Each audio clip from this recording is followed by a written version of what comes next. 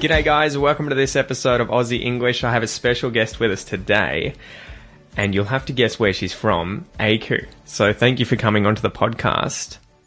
Yeah, thank you. Thank you for having me. So tell us a bit about your backstory. I would love to know, where you grew up, what it was like, and how you ended up living in Hawaii and having an English podcast now, or an English-speaking podcast, obviously. Yes. Okay. So I am from Japan.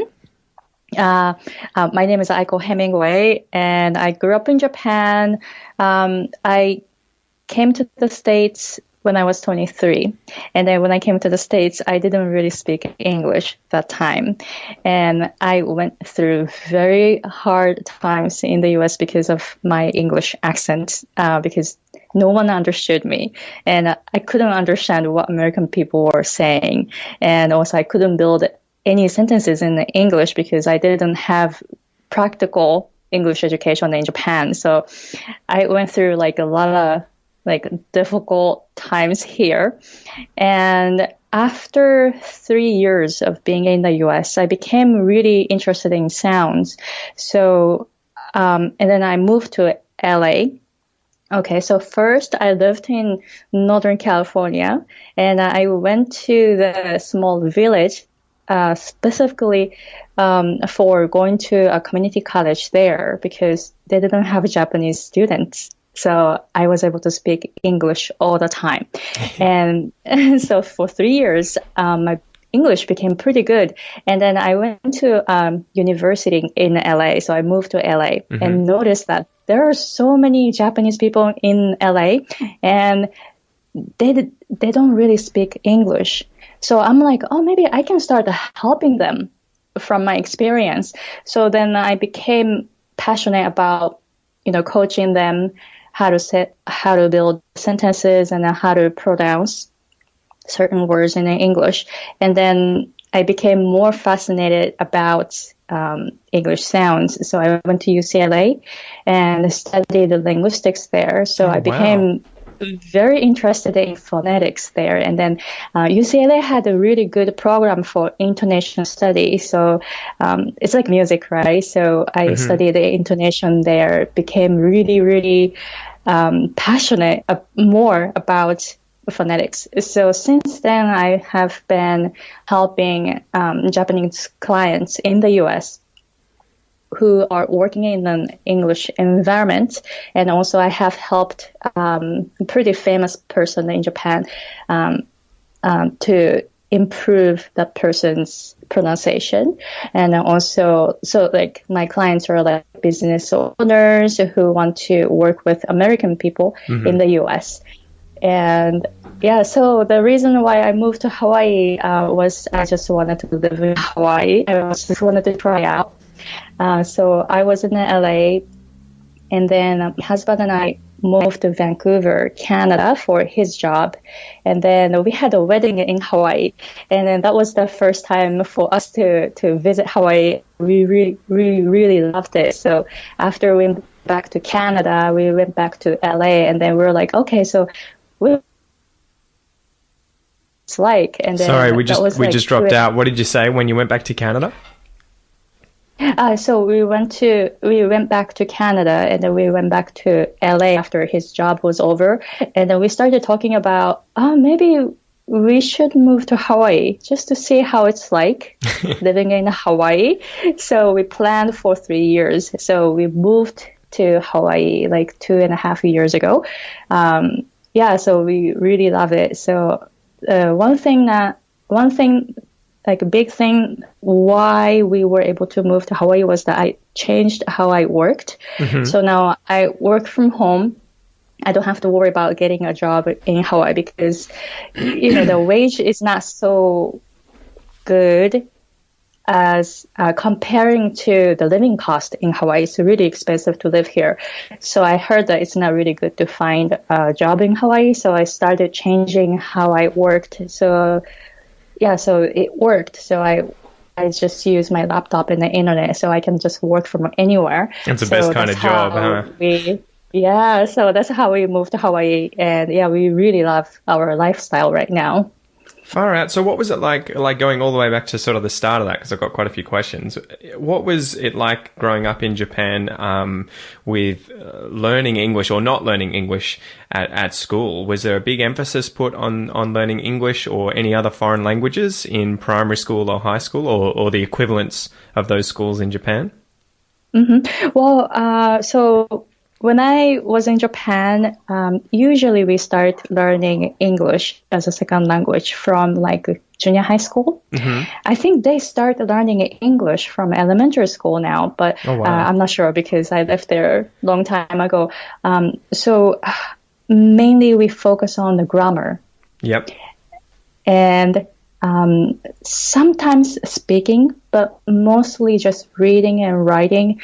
And the biggest thing is the translation. We see the English sentences and then translate them into Japanese or vice versa. So that's like, for me, I didn't like it at all because grammar is just like, it's not my thing. I still don't know how grammar works. Well, that's one of the things that I really think I dislike about learning languages at high schools and primary schools, no matter, it sounds like wherever you are in the world, it's the same kind of thing where it's very few, you meet very few students who actually engaged in those classes and developed a passion for languages in high school. It seems like all of the language learners that I meet who are learning English, it tends to be, oh, I went to school, but I hated it.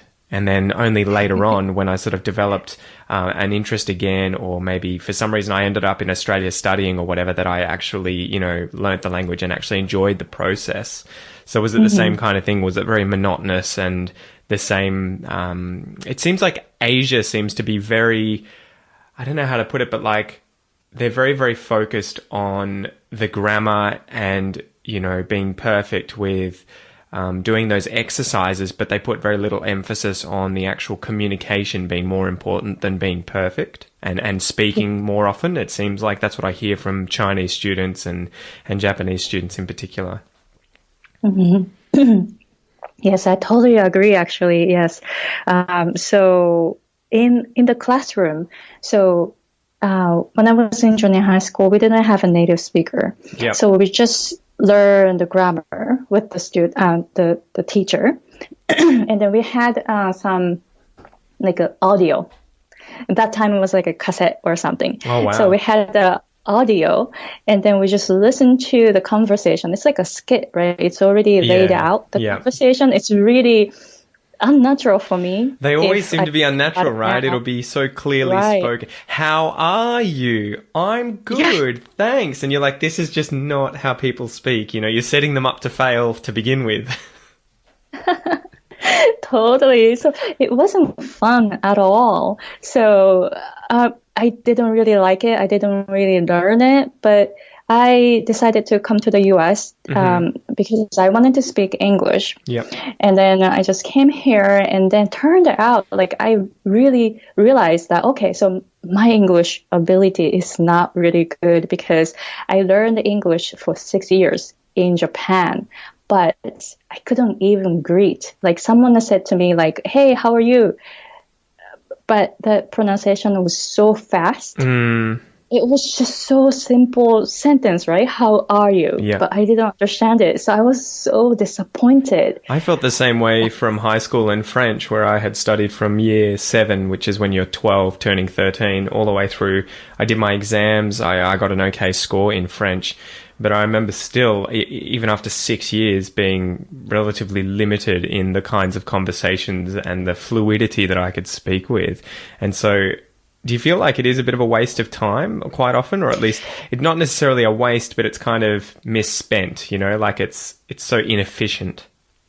Yeah. I think that word inefficient would be how you describe, language learning at school, right? I totally think so because, so I had 6 years of English education in Japan, and then I came to the States, and then it took me about 1.5 years for me to be for me to become pretty good at conversations.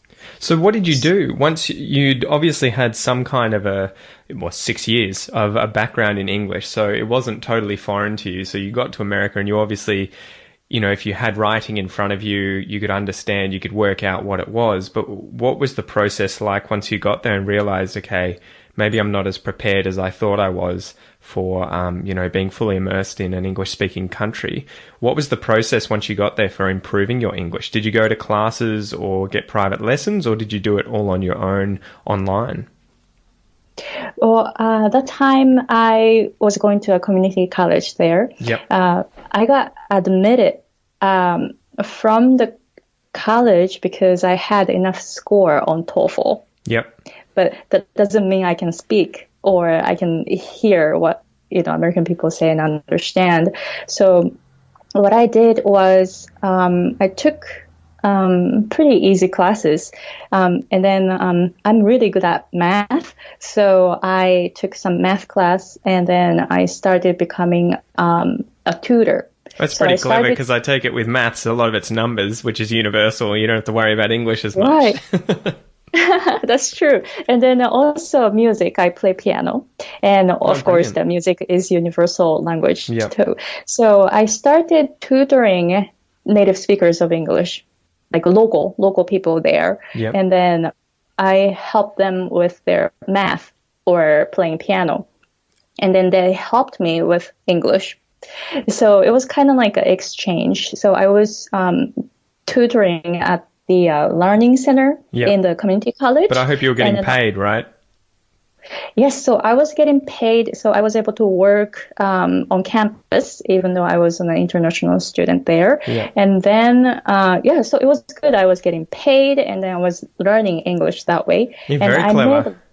That was awesome. I don't know how I came up with that idea, but I just started doing it. And then I made so many mistakes, pronunciation-wise, building sentences-wise.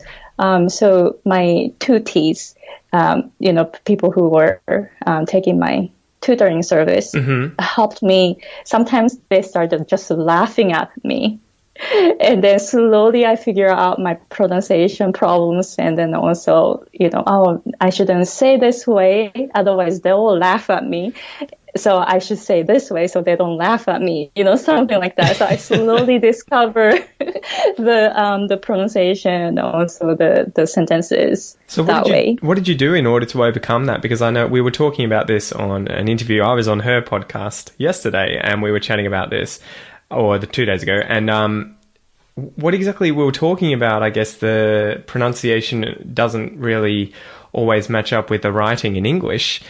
And how difficult that is for a lot of speakers. What did you do in order to overcome that? Was there any sort of tricks or tips that you learnt whilst you were trying to improve your pronunciation, or was it simply a process of, you just have to keep speaking and reading, and over time it diminishes and your pronunciation improves? So I discovered that English spelling is really confusing, and I should not follow the rules, right? Spelling rules to pronounce it. I think the most annoying thing, right, is that the rules work 80%, 70% of the time, so that it's like just often enough that it's really confusing, because, quite frequently you'll come across words where that isn't the case. Right. So there is always an exception, right? So in Japan, I learned that the pronunciation of often, you don't pronounce T, so you pronounce it often. Yep. So that's what I learned. So that thing was always on the test. So I learned that, okay, so you don't pronounce T. And then when I came to the States, people pronounced it often.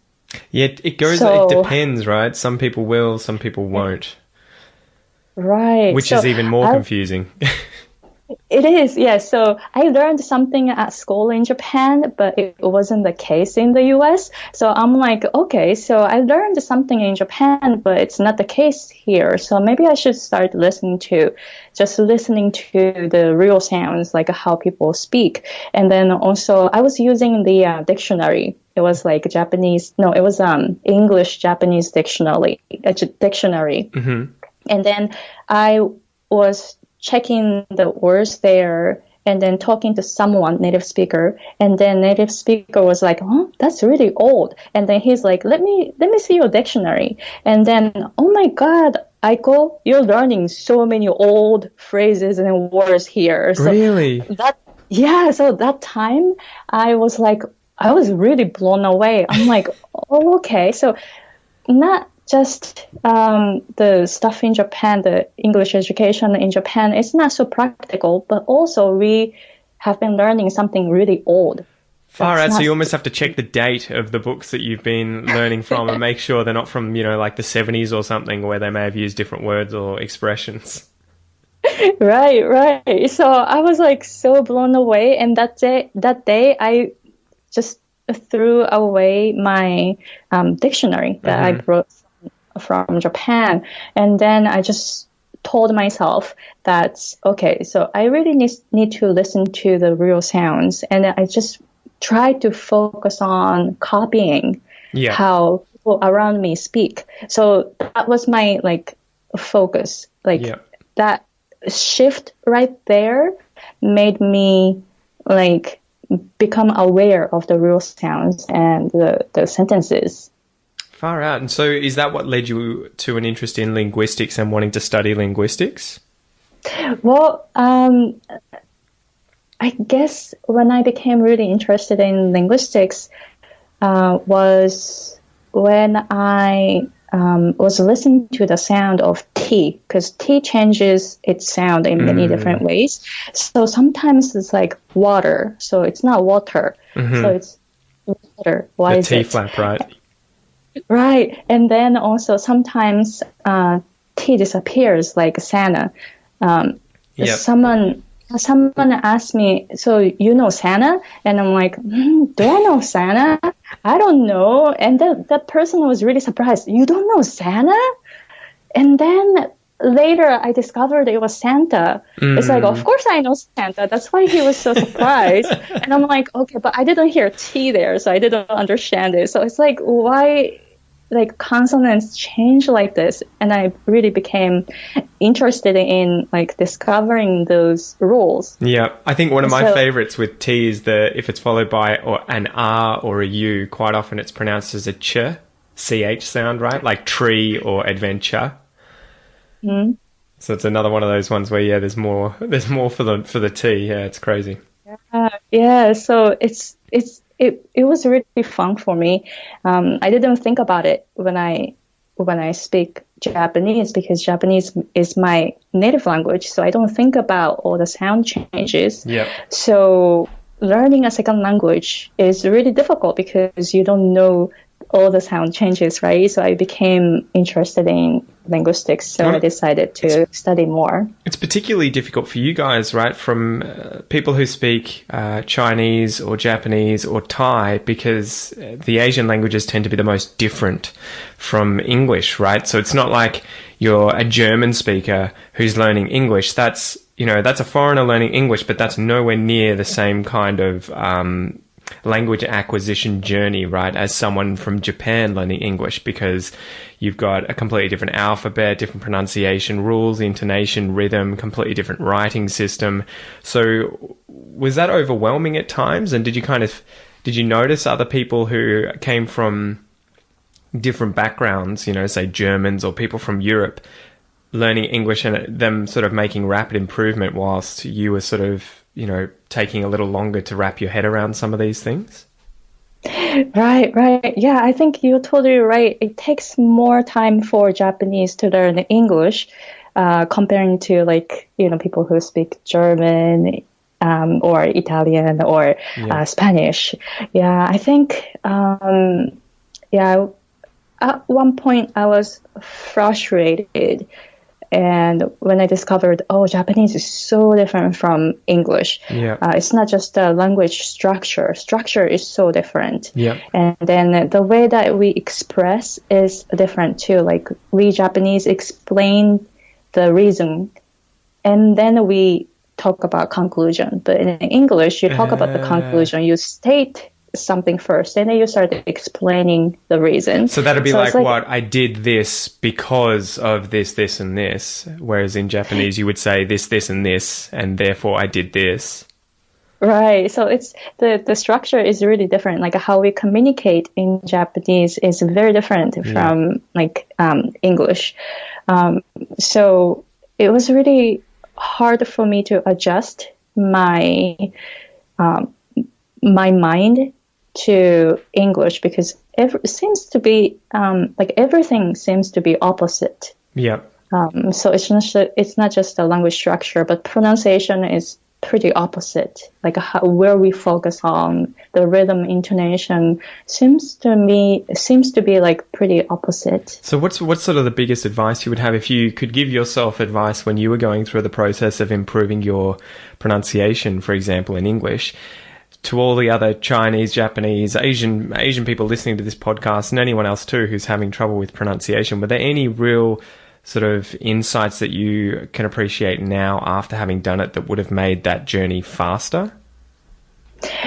Well, there are so many things that I can talk about to improve effectively. But the first thing that I usually teach Japanese people to improve their pronunciation is to breathe. Like how they breathe is very different from how Japanese people breathe. Really? Yes. So, for example, because of the tongue position, Yep. Back of the tongue position is very different because of the culture. So Japan is such a small country, so personal space is really small. So therefore, the language needs to be spoken quietly in Japan. And so when you speak Japanese, we instantly reduce the vibration inside of the mouth. So the back of the tongue is pretty high up, so you don't vibrate the sounds. So therefore you will speak pretty quietly. Yep. So, but in English, especially in America, because the country is so big, you want to speak more loudly. So it's a really challenging thing for Japanese because a lot of Japanese people come to the US. They are told to speak louder. Yeah. But in Japan, we're told to speak quietly. That's one of those interesting things. I hadn't thought of really why that would be the case. But yeah, you do, as an Australian meeting a lot of Japanese people, quite often they are quite reserved and sort of quiet. They're not the loud, boisterous, annoying, people like an American who is in Australia, right? You tend to be able to find them as soon as you walk in the room. You'll hear them screaming and shouting in the back. So is that a really difficult cultural thing to overcome? And then once you did overcome it, though, it made a big difference? Yes, I think so. So to change, how you speak, you want to change how you breathe. So that's so I do like a breathing exercise at the beginning of each like a private lessons, and also I teach like pronunciation courses, and I always bring up the breathing exercise at the beginning. And also like you want to build muscles, like facial muscles, so that we're able to speak English more easily.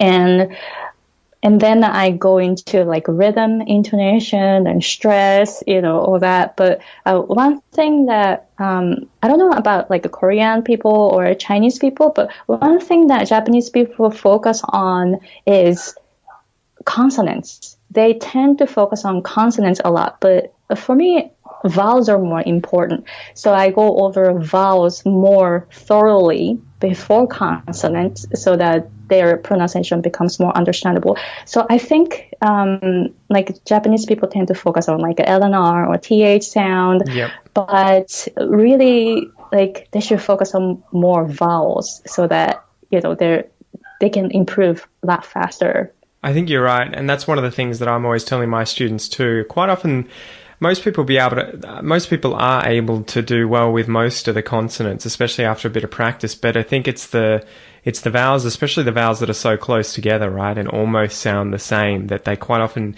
need to work on to try and distinguish and differentiate between them when they speak, so that the listener can get what they're saying straight away and they don't confuse different words. So what did you do in order to sort of nail the vowels when you were learning English? Were there any specific exercises or ways of practicing that you implemented in order to improve your comprehension and speaking when saying these vowels?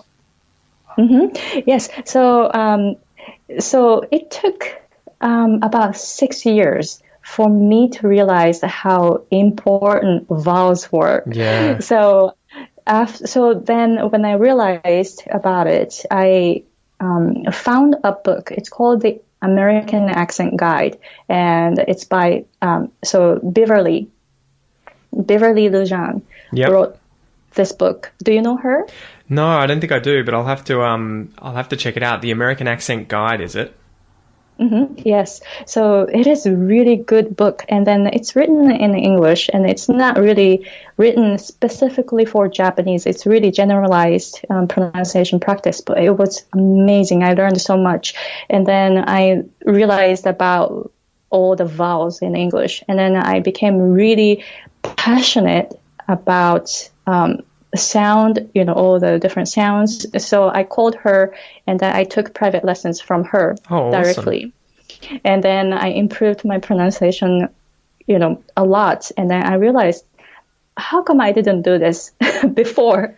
I could have done this like a long time ago, but I guess, I didn't realize how important vowels are. So that's why it took 6 years.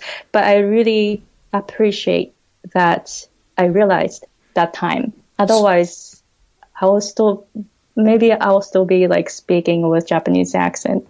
So is that the biggest piece of advice you would have given yourself if you could rewind all the way to the day you put your feet on the ground in America? Would you have said, focus on the vowels, just to do me that one favor, do it from today, focus on the vowels? Yes. I'll probably buy the book right away. Yeah, so I made so many like vowel mistakes. Like, for example, I wanted to say, so I was tutoring math at a learning center in community college in Northern California. Mm-hmm. And then I said the sentence, the fact is, blah, blah, blah. Yep. And then my tutee started laughing hard. And then I thought, oh, maybe he didn't hear me. So I said, the fact is, really loudly again. And then the people in the room started laughing at me. And why is then that? I was like, yeah, so I was like, why is that, right? So I don't know. And then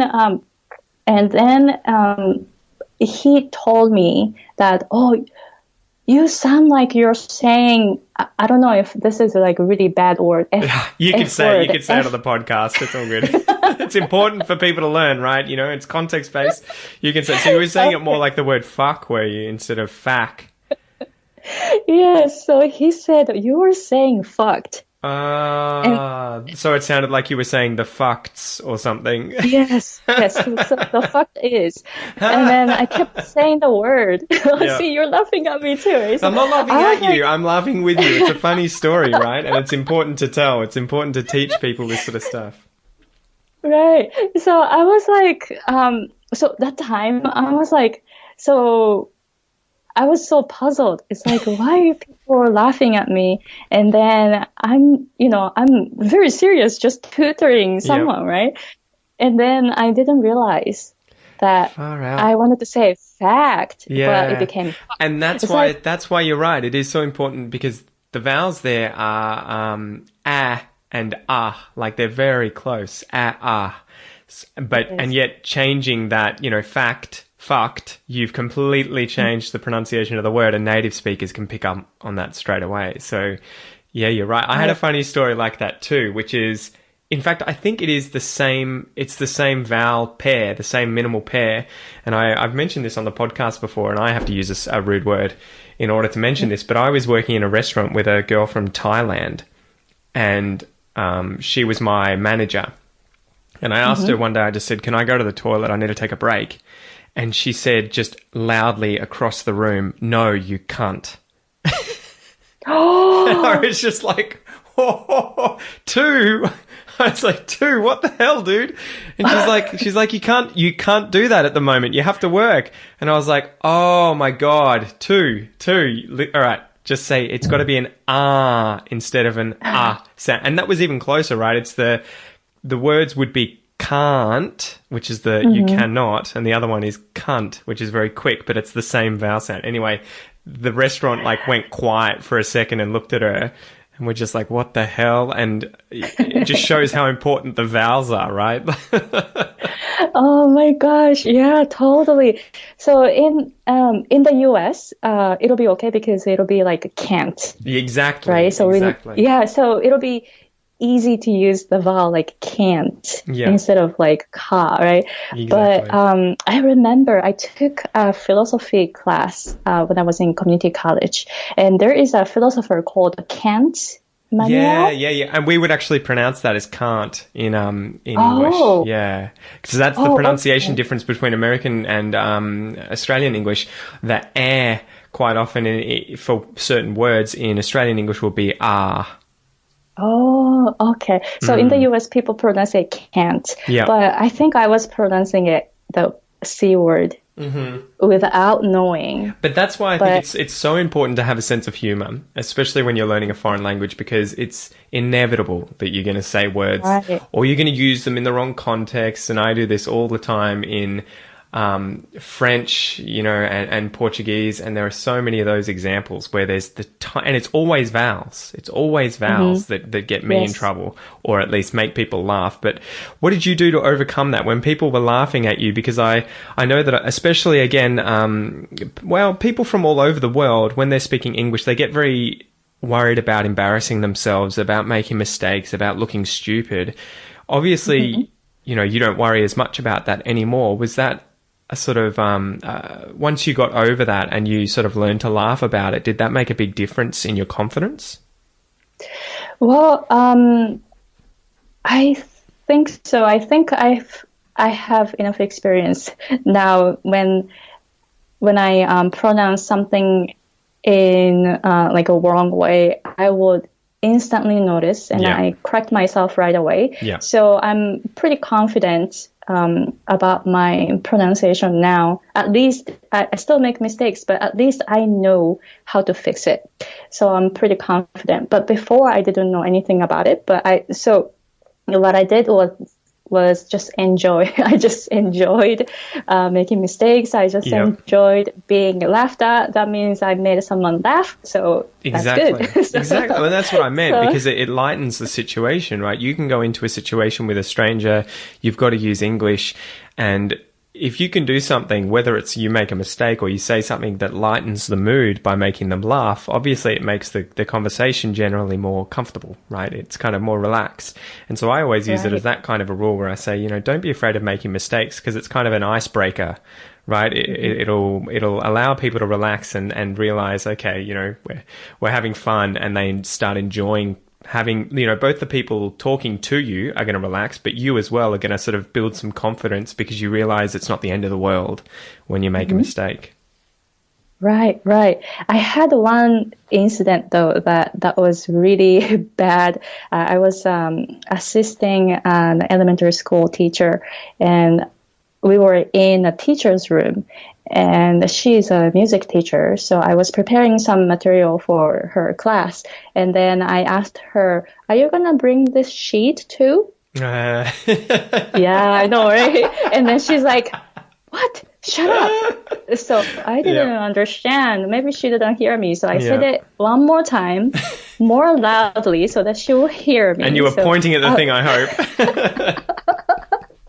Yeah, so I asked her again. So, okay, so are you going to bring the sheet? And then she's like, shut up. She even got like madder at me. And then, Really? You're saying shit. So stop saying shit. See, that's what I don't understand, the getting angry part, right? You have to have a bit of tolerance and a bit of patience sometimes, especially when you can tell the person's obviously not trying to swear on purpose. That's true. Yes, but that happened in the teacher's room at, the elementary school in LA. So, I should be more careful. I learned that, okay, so I should be more careful, especially in a serious situation like this. Like, it depends on the place. It depends on the person. Someone can get really mad at me if I say something wrongly, right? So that's one thing I learned. So I'm more careful on making mistakes like this now. Yeah. Far out. So switching on to the podcast that you have, which is entirely in English, How on earth did that begin? And did you ever imagine, all the way back when you just got to America or even before then, one, learning English to the level that you currently speak it at, and two, having a podcast in that language where you're interviewing native speakers? That's an incredible achievement. Well, I had no idea. Even just 1 year ago, I started my YouTube channel about 2 years ago, and I was really shy. I'm really introverted, so I had no idea I would start YouTube channel and then now podcast, and then promoting myself, like promoting my service like this. I had no idea. The way that I was able to change was started going to Toastmasters clubs. These are public speaking clubs, right? Where you get up and practice Yes. speaking in front of a group of people. Yes. Toastmasters, So, yeah. yeah. So my English became pretty good in the U.S., but I was still shy to speak in front of people. So Yeah. I got tired of being shy. I wanted to change my life. And so that was about 2 years ago. I decided to change. So that's when I started going to Toastmasters Club. And then soon after, I started promoting my service to Japanese clients in the US. For improving their pronunciation. So I started my YouTube channel. I was really nervous speaking in front of camera first, but I eventually got really comfortable. So I wanted to challenge more, which was to create a podcast. So that was about 6 months ago. I decided to start my podcast. Geez, Aiko, you're just making it harder and harder for yourself. Just keep raising the bar. I guess once you start getting involved in Toastmasters, because they challenge you to step out of comfort zone. Yeah. So I started, I got this mindset where I'm going to control my own life. I'm in charge, I'm the boss, some kind of, that kind of mentality. So I started just challenging myself. This year, I have so many plans to just step out of my comfort zone. So I'm going to be more comfortable being uncomfortable. So this is my goal this year too. So I had no idea just 2 years ago, I'll be talking to you like this, or, having another guest to my podcast. Yeah. So it's just really amazing how fast you can change. And I really want to tell other people that they can change too. What advice would you have? So looking over the last year or two when you started working with Toastmasters, creating your YouTube channel and now the podcast, what were some of the biggest things that you learnt in order to build confidence and, speak more, I guess, confidently in front of people, right? And to not worry as much, because I'm sure that's something many of the listeners will be struggling with. It's how to, even just in day-to-day conversations, whether or not they're starting a YouTube channel or anything. So do you have any advice for the listeners who are currently struggling with speaking confidently? Yes, especially for people who are introverted, because I'm introverted too. Start going to a Toastmasters club is one thing that they can do. And also they can record their voice and just listen to how you talk, and then how you can fix your pronunciation or how you, behave, or you can videotape and watch you talk. It's kind of funny to see, yourself, it's really funny to see, how you talk, right, in the monitor. It still really takes funny. me time to get used to it on the podcast when I'm making videos or whatever. Hearing my voice back, it's always I hate these little things that I do, things that I say, when you say ums and ahs. It takes a while to get used to it. Right. Yeah, but then I remember watching Pat Flynn's video, and then that's where he was talking about how he hated his voice. And This I'm is like, Pat Flynn from the Smart Passive Income podcast for anyone interested. It's a business podcast. Yes, yeah. So I really love his work, his attitude towards success. And then, he's really he's a huge podcaster, right? Mm. And then in one of his videos, he was talking about like, I don't like my voice.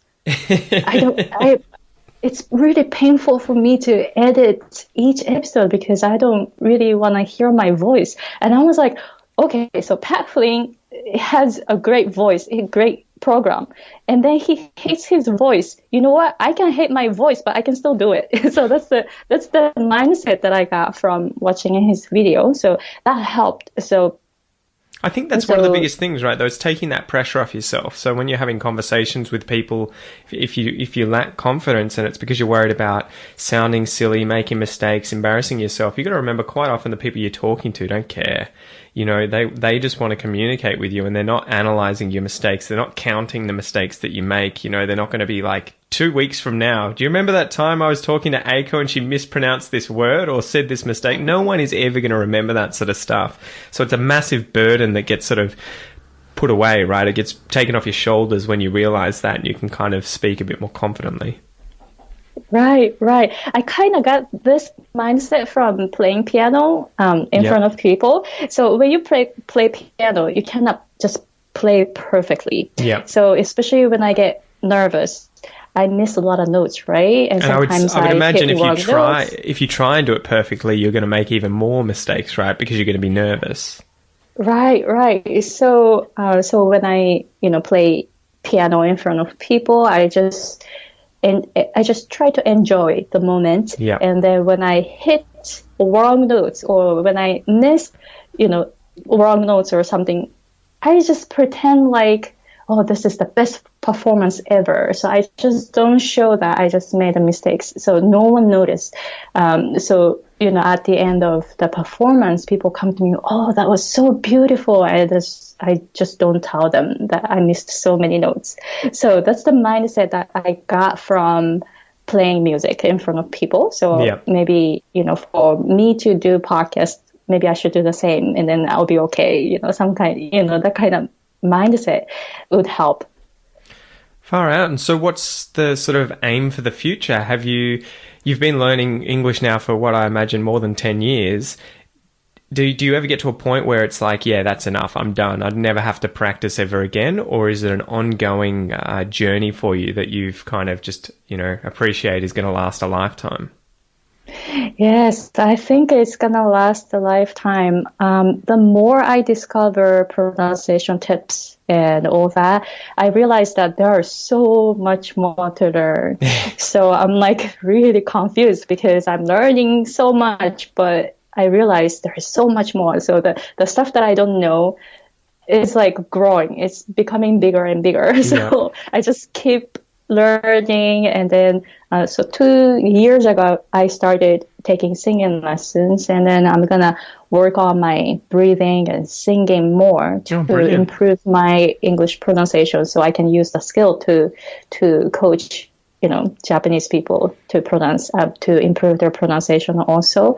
And then this year I have so many goals in terms of pronunciation. So singing and understanding the breathing is one thing, and then also learning different accents, for example. So I'm learning Australian accents now, and I bought a book about English accent, so learning British accent. And then later this year, I want to learn different accents in the US. So like Southern accent, Northern accent, Northeast or West Coast accent, or Hawaii accent, because I'm in Hawaii. And then after that, I want to learn about like a Thai, not Thai, Indian accent, because there are so many IT people from India. Yeah. So a lot of Japanese people come to me, hey, how can I understand the Indian accents better? Because they have, different accent. I mean, everyone has different accents. So I'm trying to learn more about accents. So you're mostly trying to understand them so that you can, learn them so that you can understand them when people speak, and to be able to help people who need to interact with people with those accents understand them as well. Yes, yes. So I have some clients in Japan, in the US, and then some of them actually teach pronunciation. So they have clients who have like business meetings with people from India, so Yeah. something like that. So I can, so I want to learn the accent so I can let them know how to understand the Indian accent. So So it's they like can help reverse other engineering people it. too. Yeah, Right. got you. Yes. Yes. Oh, brilliant. Well, Aiko, thanks so much for coming on the podcast today. Where can people obviously see your YouTube channel, find your podcast, and contact you if they want to get lessons? Yes. So I have a Facebook page. Yes. So podcast and the YouTube channel. I have a blog writing it in Japanese, and I also have a Twitter account. So yeah. So just contact me. If you need a private lesson, and I also coach English coaches, mainly Japanese English coaches who want to start teaching pronunciation. So I have the program also. Oh, brilliant. So what's the name of those things that people can find you? Okay, so you can find me on schwagirl.com. So that's SCHWAGIRL.com. I just put schwa because schwa is the most important vowel in English. That's so it. people will know what is schwa, right? So it's schwagirl.com. And then also my service can be found on hatsonkyosei.com. So that's in Japanese. So it's so the website is in English, but the site name hatsonkyosei.com. That's Japanese word meaning accent reduction. Brilliant. I'll have to get all the links off you, but they will be in the transcript for any of you guys listening. So, Aiko, thanks so much again. Yeah, thank you very much.